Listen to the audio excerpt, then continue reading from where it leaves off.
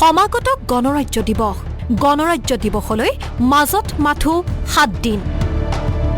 7 দিন বাকি থকা অৱস্থাত ৭৭তম গণৰাজ্য দিৱসৰ প্ৰাক্ষণত ভাল খবৰ আহিছে অসমলৈ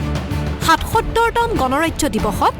দিল্লীত উজলিব ধুবুৰীৰ গৌৰীপুৰৰ আশাৰীকান্দিৰ টেৰাকটা মৃৎশিল্পৰে নিৰ্মিত প্ৰতীক পথ ২০২৬ চনৰ গণৰাজ্য দিৱসত দিল্লীৰ কৰ্তব্য পথত হ'বলগীয়া কেন্দ্ৰীয় পেৰেডত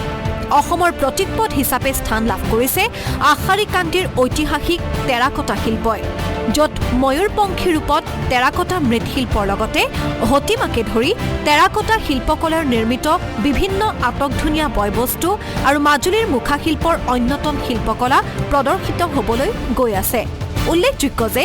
এইবাৰৰ গণৰাজ্য দিৱসৰ থিম হৈছে আত্মনিৰ্ভৰ ভাৰত আৰু বন্দে মাতৰম এই থিমৰ ভিত্তিত সাংস্কৃতিক সঞ্চালকালয়ে অসমৰ প্ৰতীকপথ হিচাপে ধুবুৰীৰ আশাৰীকান্দিৰ বিখ্যাত টেৰাকটা শিল্পৰ লগতে মাজুলীৰ প্ৰাচীন মুখাশিল্পৰ নক্সা প্ৰেৰণ কৰিছিল কেন্দ্ৰীয় প্ৰতিৰক্ষা মন্ত্ৰালয়লৈ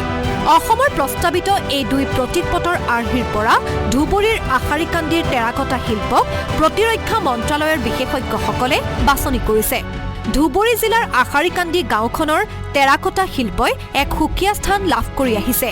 দিল্লীৰ কেন্দ্ৰীয় পেৰেডত অসমৰ প্ৰতীকপথৰ জৰিয়তে ধুবুৰীৰ আশাৰীকান্দিৰ পৰম্পৰাগত টেৰাকটা শিল্পই দেশ তথা বিশ্বত পুনৰবাৰ উজ্বলি উঠিব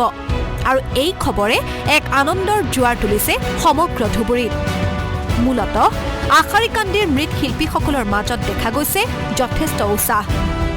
আমি ভাল পাইছো আৰু আমাৰ গাঁওবাসীয়ে শুনি খুবই আনন্দিত হৈছে যে আমি এই টেৰাকোটাৰ যে প্ল্যাটফৰ্মটো পাইছো দিল্লীতে ২৬ জানুৱাৰীত যিটো আমাৰ গণতন্ত্ৰ দিৱস হিচাপে যিটো আমাক মানে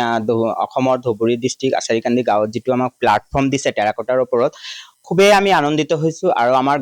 গাঁওবাসীয়ে সকলোৱে মানে আনন্দিত হৈছে ধুবুৰীৰ পৰা ছয়দুৰ ৰহমানৰ সহযোগত গৌৰীপুৰৰ পৰা ইঞ্জা মামুনৰ ৰিপৰ্ট আসাম টক্স